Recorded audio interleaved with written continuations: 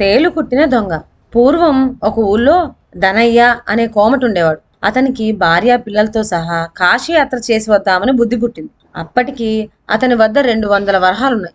ఎంత పట్టుకెడితే అంతా ఖర్చవుతుందన్న భయం కొద్దీ 100 వరహాలు మాత్రమే తీసి మూట కట్టుకొని మిగతా 100 ఎక్కడైనా దాచుకు పెడదామనుకున్నాడు. ఎక్కడ దాచిపెడితే బాగుంటుంది అనే ఆలోచన తెగక స్నేహితుడైన సీనయ్యను సలహా అడిగాడు. అందుకు సీనయ్య, ఊరి బయట దయ్యాల మర్రి కింద కప్పెట్టు వెళ్ళు, నీ సొమ్ము ఎక్కడికి పోతుంది గనక అని చెప్పాడు.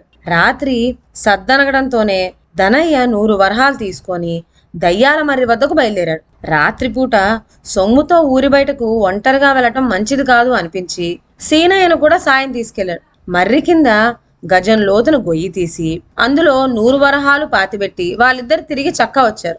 ధనయ్య ఆ తెల్లవారుజామునే సకుటుంబంగా కాశీకి బయలుదేరి వెళ్ళిపోయాడు. ఊరు విడిచి వెళ్ళాక అతగాడికి వరహాలను గురించి యావే లేదు. వాటిని పాతిపెట్టి వచ్చిన సీనయ్యను మాత్రం అతని భార్య బంగారమ్మ, ఎక్కడికి వెళ్ళావయ్యా ఇంత రాత్రి వేళ అని అడిగింది. అతడి జరిగిన సంగతంతా చెప్పాడు. వరహాల మాట వినటంతోనే బంగారమ్మకు దుర్బుద్ధి పుట్టి ఆ వరహాలను తవ్వి తీసుకురమ్మని మొగుణ్ణి వేధించింది. నమ్మిక స్వామి ద్రోహం చేయమంటావా దుర్మార్గురాలా అని సీనయ్య పెళ్ళాం మీద కోపడ్డాడు. కాని బంగారమ్మ, ఆ వరహాలు తెచ్చావా సరి లేకపోతే నూతిలో పడి చస్తా అని భయపెట్టే వరకు నోరెత్తక రాత్రికి రాత్రే వెళ్లి గొయ్యి తవ్వి వరహాలు తెచ్చి పెళ్ళానికి సమర్పించాడు.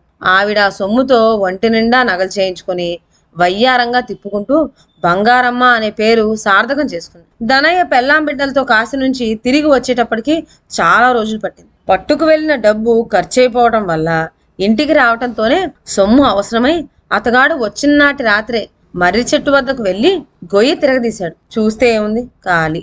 ఎంత ద్రోహం చేశాడు సీనయ్య. నేను వెళ్ళగా చూసి నా సొమ్ము అపహరించాడా అని గుండె బాదుకుంటూ ఇంటికి తిరిగి వచ్చి భార్యతో చెప్పుకొని బావురమన్నాడు. తెలివైన లక్ష్మమ్మ భర్తను సముదాయించి, వెళ్ళి అడిగినంత మాత్రాన మనకు సొమ్ము వస్తుందా? పోని నలుగురు పెద్ద మనుషులతోటి చెప్పి రాబట్టుకుందామా అంటే సాక్ష్యమా సంపన్నమా? అయినా నాకు ఒక చక్కటి ఉపాయం తోస్తోంది, మీకు నచ్చితే అలాగే చేయండి అని ఏదో రహస్యం భర్త చెవిలో చెప్పింది. ధనయ్య వెంటనే బయలుదేరి సీనయ్య ఇంటికి చేరుకున్నాడు. అతగాడి ముఖంలో ఎక్కడ సొమ్ము పోయిన విచారమే కనపడటం లేదు. అతన్ని చూసిన సీనయ్య తను చేసిన పని ధనయ్యకు తెలియదని అనుకున్నాడు. ధనయ్య బాతాకాని ప్రారంభించి, యాత్రకు బయలుదేరిన ముహూర్తం నాకు చాలా మంచిదైంది సీనయ్య. అందరూ యాత్రకు వెళ్లి ఇంటి వద్ద నుంచి పట్టుకు వెళ్ళినది కాస్త ఖర్చు పెట్టుకొస్తారు. అలా కాకుండా నేను కాశీలో వ్యాపారం పెట్టి కాస్తా కూస్తా కాదు 1000 వరహాల దాకా అర్జించుకొచ్చాను అన్నాడు ధనయ్య. సీనయ్య బంగారమ్మ కూడా ధనయ్య అదృష్టం ఏం అదృష్టం అని అసూయ కొద్దీ చప్పరించారు. ధనయ్య మళ్ళీ అందుకొని కాశీ విశ్వేశ్వరుడు 1000 వరహాలు ఇప్పించాడు. రామేశ్వరంలో పరమేశ్వరుడు ఎంత ఇప్పిస్తాడో ఆ యాత్ర కూడా చేసి వద్దాం అంటోంది మా ఇల్లాలు. 4 రోజుల్లో బయలుదేరి రామేశ్వరం కూడా వెళ్ళొస్తానయ్యా అన్నాడు. తప్పకుండా వెళ్ళి రావాల్సిందే అన్నాడు సీనయ్య. ధనయ్య కంఠస్వరం తగ్గించి రహస్యంగా, సీనయ్య, నేను రామేశ్వరం వెళ్లేలోపుగా మనం ఓ మాటు ఆ మర్రి దగ్గరికి వెళ్ళి రావాలోయ్. ఏమంటే కాశీ నుంచి తెచ్చుకున్న ఆ 1000 వరహాలు కూడా అక్కడ దాచిపోదామని ఉంది అన్నాడు. మర్రి మాట రావటంతోనే సీనయ్య కొంచెం తెల్లబోయాడు గాని ధనయ్య అది గుర్తించినట్లే నటించి ఇంటికి వచ్చేశాడు. ధనయ్యకు వెళ్ళిపోవటంతోనే సీనయ్యకు అధైర్యం పట్టుకుంది. ధనయ్యతో చెట్టు దగ్గరికి వెళ్ళినప్పుడు అతడు పాత్రలో సొమ్మేమైంది అని అడిగితే ఏమనటం? ఈ ప్రశ్నకు జవాబేమీ తోచక మనసులో ఎంతగానో బాధపడుతున్నాడు సీనయ్య. కాని బంగారమ్మకి ఈ యావే లేదు. ఆవిడ దృష్టంతా ధనయ్య కాశీ నుంచి తెచ్చుకున్న 1000 వరహాల మీదనే పడింది. ఈ 1000 వరహాలు దక్కించుకుంటే ఈ మాట రవ్వల దుద్దులు, కెంపుల వడ్డానం, పచ్చల పతకాలు ఒకటేమిటి సమస్తము చేయించుకు పెట్టుకుని పట్టపురాణిని మించి ఉండవచ్చునని ఉరుకులు వేసింది.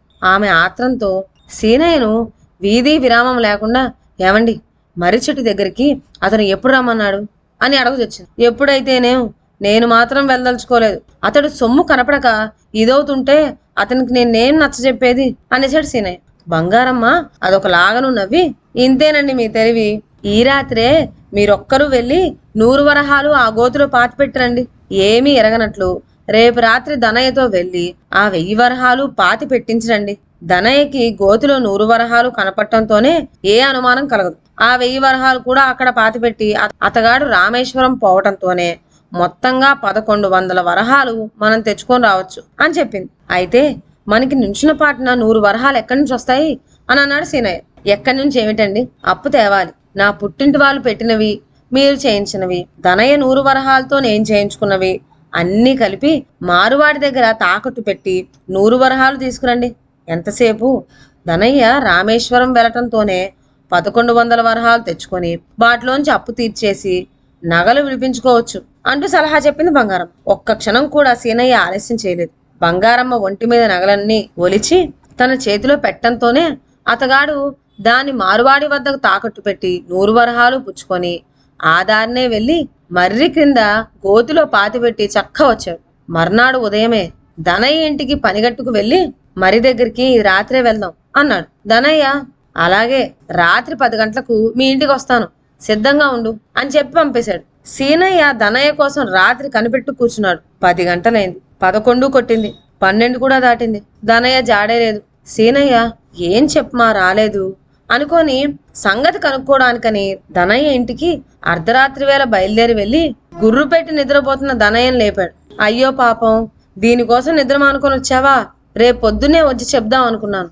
ఏం లేదు, మేము రామేశ్వరం ప్రయాణం మానేశాం. సాయంకాలం అలా షికారికి వెళ్ళి తిరిగి వచ్చేసరికి రాత్రి అయింది. మర్రి చెట్టు పక్క నుంచే వస్తూ ఆ 100 వరహాలు మాట జ్ఞాపకం వచ్చి వాటి కోసం మళ్ళీ ఇంకో మాట వచ్చేదేమిటా అని అప్పుడే తవి తెచ్చేశాను. ఆనాడు మనం పాతినవి పాతినట్లు 100 వరహాలు చెక్కు చెదరకుండా ఉన్నాయి సుమసీను. వెళ్ళి పడుకో పాపం, 2 జాములు కావస్తోంది అంటూ లోపలికి పోయి తలుపు వేసుకున్నాడు. చేసేదేముంది? సీనయ్య తేలికుట్టిన దొంగల లోపల ఏడుస్తూ ఇంటికొచ్చి బంగారమ్మకు చెప్పగానే ఆవిడ గుళ్ళుమంది. కొత్త నీరు వచ్చి పాత నీటిని కొట్టుకుపోయిందన్నట్లు అన్యాయంగా పరాయి సొమ్ముకు ఆశ పెడితే ఆవిడకు ఉన్న నగలు కూడా ఊడ్చిపెట్టుకుపోయినాయి. ఇదండి ఇవాళ కథ. మరొక మంచి కథతో నెక్స్ట్ వీడియోలో కలుద్దాం. అంతవరకు సెలవు. నా ఛానల్లోని కథలు మీకు నచ్చినట్లయితే నా ఛానల్ను లైక్ చేసి సబ్స్క్రైబ్ చేయండి. షేర్ చేయడం మర్చిపోవద్దు. కొత్త కథల నోటిఫికేషన్ కోసం బెల్ ఐకాన్ ప్రెస్ చేయండి. Thank you.